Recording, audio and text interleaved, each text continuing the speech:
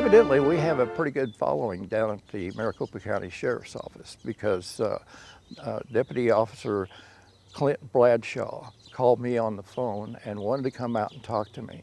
And he came out and told me that other officers were following what we were doing, and I was pleased about that because I used to be a detention officer with the Maricopa County Sheriff's Office. And he was very interested in going to Skull Cave, which is on a canyon lake. He organized the entire thing and got a pontoon boat and invited several people, and 12 of us showed up to go on this trip. And we went all the way up the canyon to where the cave was located, which was 975 feet. For all intents and purposes, it was 1,000 feet up to the top of the cave. Of course, I had to stay in the boat, and another fellow stayed in the boat with me with the drone, Scott Giles, and our cameraman there, Dave, and the rest of the guys all went up to the top, and we managed to get the drone up there and find them and get some drone shots and stuff like that. But this is an episode that I think is just really unusual, and the story will really be told by Marshall Trimble, Arizona's official historian. But Clint will do some introduction work on the story, but we'll hear it from a man who's been there and knows the entire history. And I've always just been kind of interested in history, and I've always loved the Old West, the old cowboy, the old movies and stuff. Always just really been fascinated with that stuff. And then of course, the superstitions and working there and learning about the Lost Dutchman and just all the amazing history and story that go on there. So we had heard of this Skull Cave. It's called Skull Cave or Skeleton Cave. I'd seen it on maps. We'd heard about it. I did a little research on it. About 5-6 years ago, me and one of our sergeants, who also went on this last trip with us, attempted to find the cave. We went to the wrong place. We hiked way up on top of a mountain, found a cave, but we weren't quite sure. So I went back, I did a lot of research on the internet and found some old pictures, found an old news article from Arizona Highways, where I think back in the 60s, 70s, they had done a magazine article about the Skeleton Cave and had pictures of it and the area. And from that and from a couple other websites, I was able to figure out we were in the total wrong area, and kind of was able to narrow down really where I believe the actual cave, where it was that the actual battle occurred. Back about 3 years ago, I actually saw some people hiking in that area, and I was down on the lake in our patrol boat, and these people looked like they were about this tall up there, but I saw them in that area, and so that also kind of confirmed to me that that's the right area. So I'd always want to go there. When I went back there this winter, the first thing when I got up there is all like, I'm going to do that Skull Cave hike. I knew that there were several people that might be interested in going. Hadn't planned on taking a large group, but I figured if people wanted to go, I'd be happy to go up there with them. I kind of went out of my way to introduce myself to Larry and also to Jesse, and just then the idea just kind of came up to just invite them, and just say, hey, if you want to, I'm gonna do this. If you want to come along. I really honestly didn't think anyone would come, including some of my old friends that I've done some hikes with in the past, including one of our sergeants who went with us that day. And I just called everyone up and said, hey, I'm doing this, and then everyone showed up. For one, I call it the Skeleton Cave because that's what the old history books say that I've read. Skull Cave, Skeleton Cave, oranges, apples, one or the other. I like to call it the Skeleton Cave because literally there were 76 skeletons there, not just skulls. I mean, it was a cave of bones. And I'd been wanting to get up there for years and years. And the opportunity never existed until I met Clint. And he invited me on a trip up there, and so of course I jumped on it. I got to say, Skull Cave has been an interest of mine, or Skeleton Cave, whatever way you want to say it is. It's something that I've wanted to find for a long time. Over 20 years ago, when I had a boat, Charlie LeSueur and I went up to Canyon Lake a couple times looking for it. We found some pretty neat caves, but we didn't find the right place. That's why last year when Marshall Trimble told the story of Skull Cave, it burned that fire even more to go find that place. It's just one of those mysteries that I wanted to go there and feel the experience and see that part of history. They're going through some scary country because they're in a sharp, steep-sided canyon there. They take off their boots and they're wearing moccasins now so they won't make noise and can move quietly through there. They're creeping up and they still don't know what they're going to run into, and it's dark. And if it's probably better if it's dark, as if you're looking, you're going to see 1,000 foot down to the river if I make a bad step. So they're going along, just creeping along, and they know they're getting close. And then they see some animals, and then they hear some noise. They might have been out. Burke thought they might have been out on a raid and come back. Whatever they were not posting sentries. They were just having a good time. And they're ready to go. So they get them all. They move the troops up, and the scouts are all there, and they close in on that cave. That cave is it's not a cave. It's just more of a dome of some kind, impervious dome. It just cut out of a hollow out of a mountain, but it's pretty good sized. And I've been in there. When I went in there, it was by boat. We came in, a couple of us, and came in there and climbed up some steep cliffs, and then it was a long, long slope and up to the cave itself. So there's open areas. Well, that was the way we came in from down below, from the river. But the troops came in from over the top. They were up here coming down, and they got down to this area, and then they were able to form in front of the cave, and they were ready for action. But first, Major Brown calls on them to surrender. Well, there were just a bunch of defiant cries coming from inside the cave. They'd never been beaten. There's no reason to think they were going to get beaten this time, but. Firepower is going to be important here. So Brown opens fire, and there at one point in this fight, they have a little boy wanders out. They were shooting, and they were shooting at the roof of the cave, and the bullets were ricocheting down, coming down, just ricocheting bullets flying all over.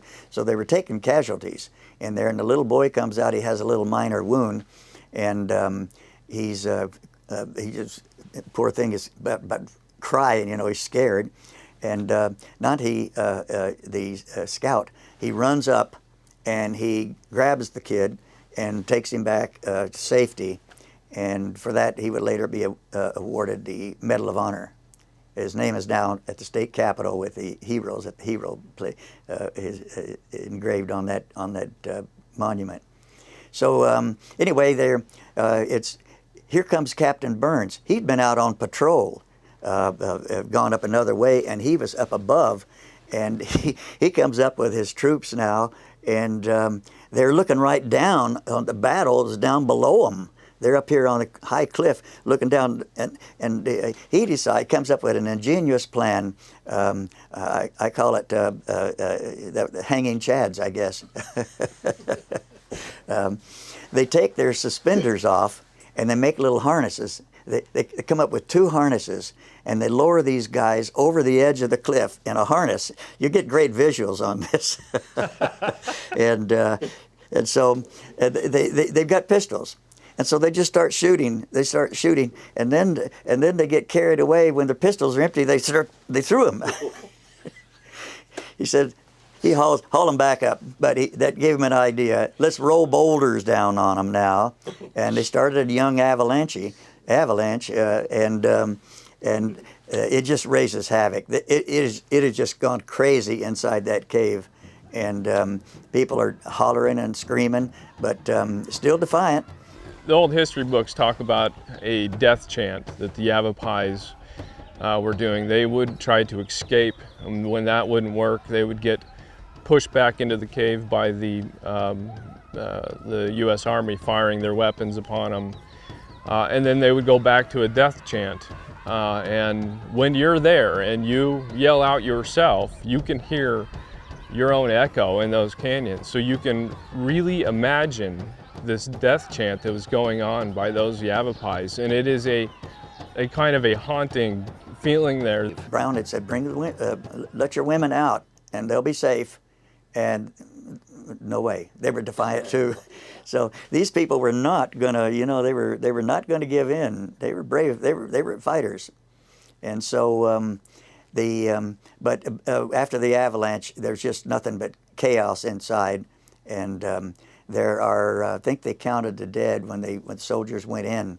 They counted the dead, and there had been about 76 in there, and about 57 of them were warriors. So there were several women and children among the dead. And they captured, they had 18 women and children captives was all they wound up with. The battle had started probably about daybreak, when they could see where you were, and it lasted for several hours. And by that time, one of the captives said, there are our people all over this canyon, and they're going to be coming, and they're going to be coming for you. So Brown and Burns decided, we don't even have time to bury the dead here. They just buried the one scout was killed. We got to get out of here. And they went back over the top with the captives. It's basically the last battle of the Apache Wars in Arizona. This is really not even a battle. This was a massacre where the Army came up there. They had been looking for these Yavapais for a long time, and surrounded them. The Yavapais would not give up. They would not come out of that cave. And they knew that they would be arrested and taken to a reservation. That's not the life that they wanted. We have to always remember that the Yavapais, the Apaches, they were here first. And so when, let's say, we came in, when the first frontiersmen, when the prospectors, the miners, when all of these people came in, they displaced the Yavapais and the Apaches. And so these Yavapais, these particular Yavapais, got displaced from their homes. And so they resorted to raiding. So, what was their culture? What was their way of life? What was their way of gathering food and trade and all that completely disappeared when the prospectors came in. They had no resources anymore. They had no home anymore. Their life was on the run. And this cave is where the last place that they could actually hide. That was the only place that they had left. And finally, of course, the U.S.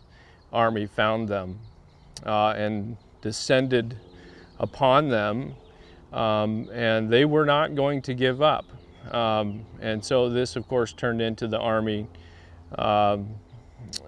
firing their weapons, big caliber lead slugs into that cave.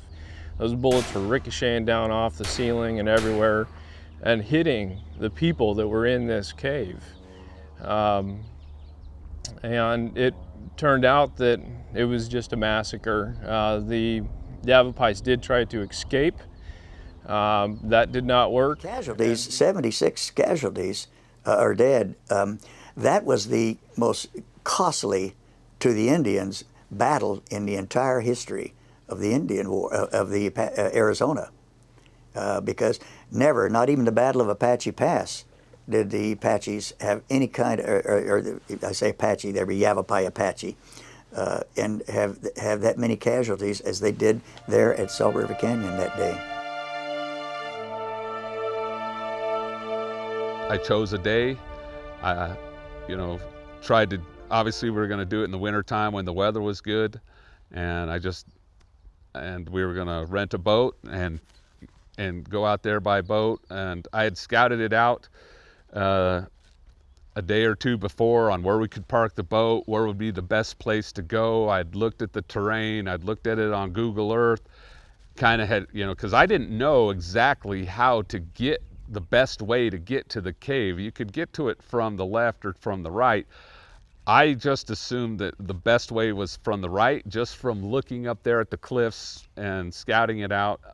A few weeks prior, I had walked up a little bit. I walked about a third of the way up, just to kind of scout it out and to see how difficult it was going to be.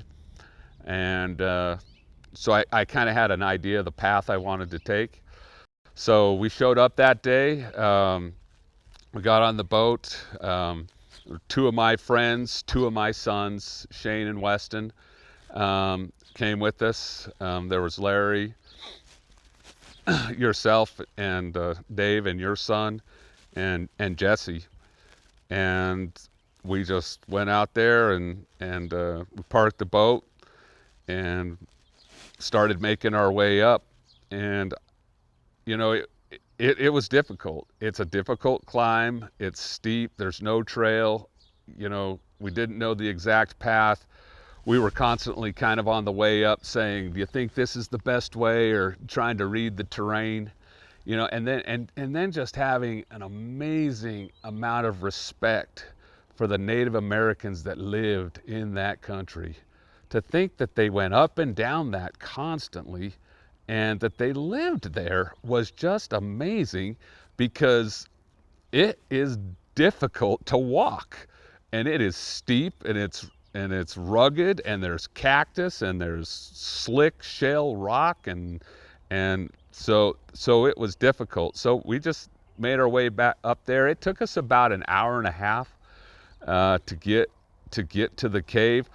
I was kind of in the head of the group, you know, and I was trying to kind of make sure everyone, you know, I didn't want to leave anyone behind, and you know, we were all kind of going at our own pace. Apparently, based on what I've been told, it was about a mile, like a mile and a half. But you know, that sounds not like that bad of a hike. But when you're like no trail and you're going up like rock face, it was rough.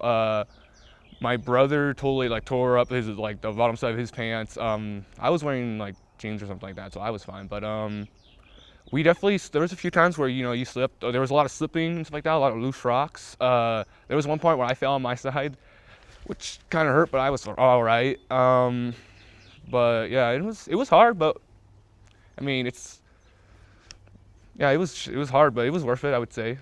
From the lake to the cave is 900 feet in elevation up. There's no trail, it's straight up.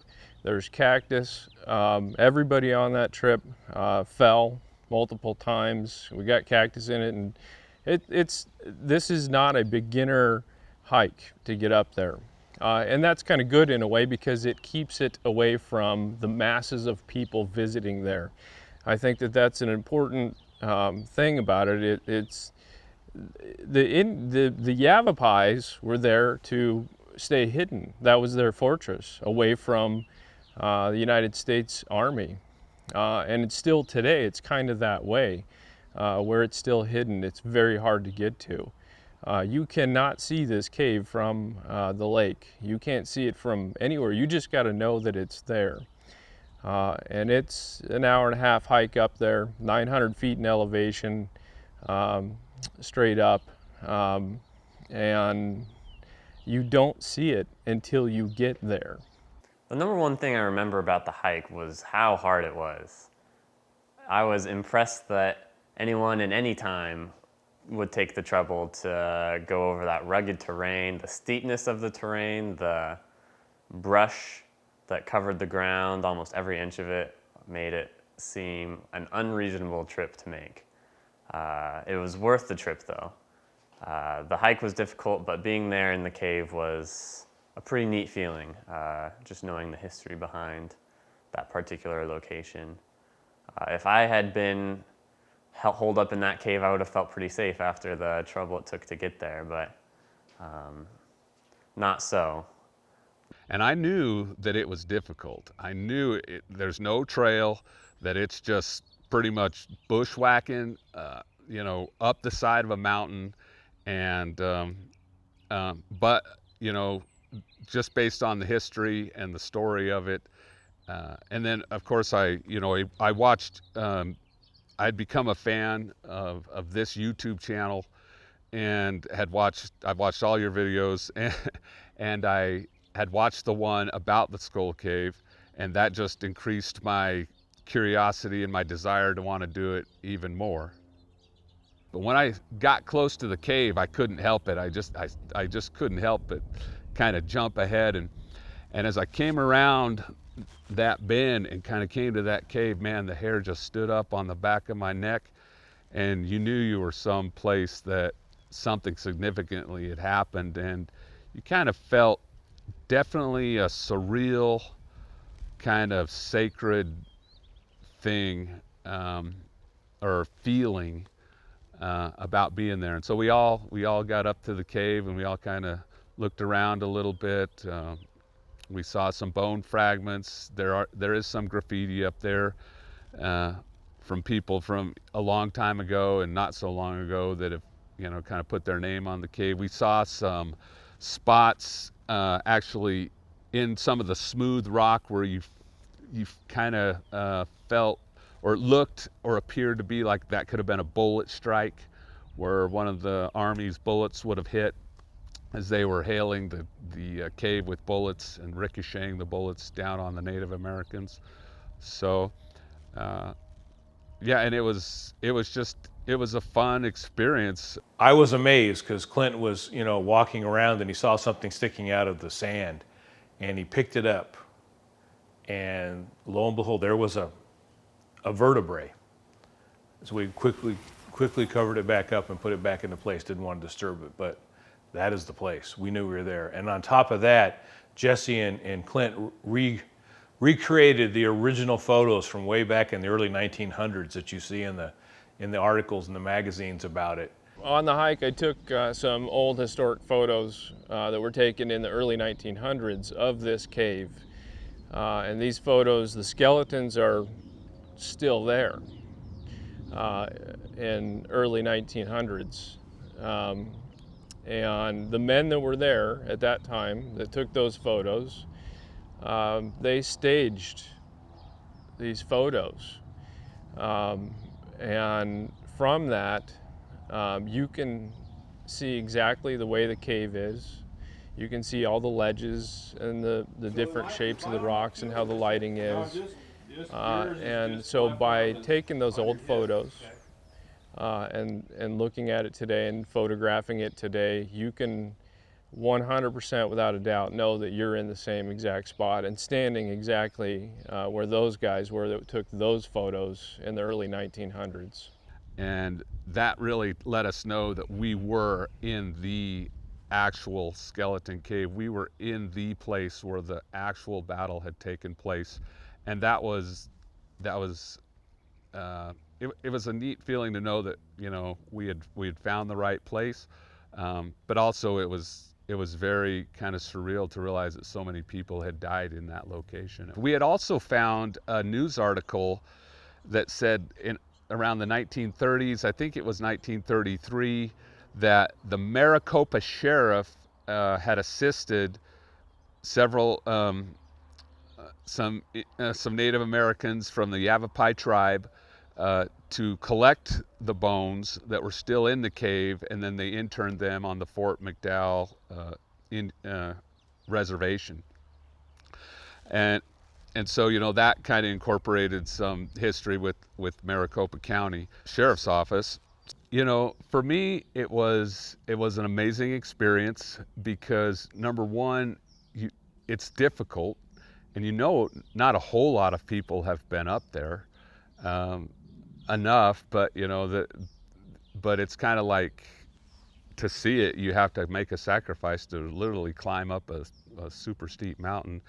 And yeah, my two sons came along with me. That was very significant. You know, and they both, their takeaway from it was, yeah, it was extremely hard and difficult, but you know, it was I think they would say it was worth it. For me, it's fun to say I've, been to a historically significant place, and that not a lot of people have had the privilege to be at.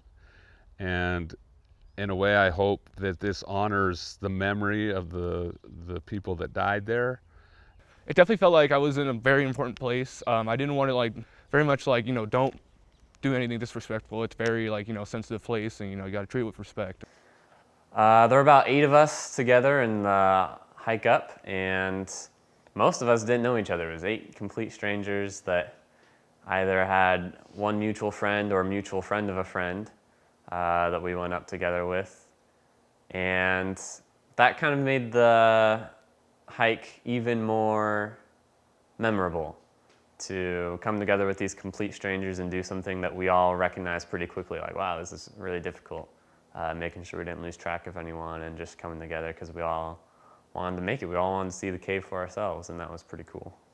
So, Marshall Trimble tells a really amazing story, but then to actually hear that story in person when we recorded it, and then to actually be in that cave, brought me a sense of reverence that's hard to imagine without being there. That is a sacred place. I don't care what anybody says. That was the last battle of the Apache Wars, according to Marshall Trimble, and you can feel something there. And for all of us to be there, a lot of us didn't know each other very well, but we got to know each other real well, because that is one of the most difficult hikes I think I've ever done. And we got to know each other. We watched over each other to climb up that hill, and we kept over the next ridge, over the next ridge. You know how that goes. Finally, we got there, and just to see that cave was amazing. Yeah, and I remember thinking, this is really hallowed ground. And I knew it would be to the Yavapai, and it should be to to anybody, because of what happened there. And people would trash, drop just trash in the place. And it's so maddening to go out there and see that, and just think, you should take your hat off when you come here, and like you do the Alamo. In Arizona, there is only so many places like this that are that important to Arizona history. This is one of them. And so there are still remnants of those Yavapais in that cave. And you can see that for yourself. And it is something that it's nice to visit during the daytime. I would never go there at night myself, of course. Just out of respect, just go there, spend a little bit of time, and get out of there. And for myself, I would not want to see that cave getting run over with people. It is still today, even though the Yavapai skeletons, their bones, have mostly been taken out of there and reburied at Fort McDowell. There's still lots of artifacts in the ground there. There's not been an archaeological study or dig there done, and it is a very sensitive place, let's put it that way, archaeologically wise and historically wise, and also to the Yavapais today. Yes, indeed. Skull Cave, just another history and mystery of the Superstition Mountains. Thank you for watching this episode of Mysteries of the Superstition Mountains.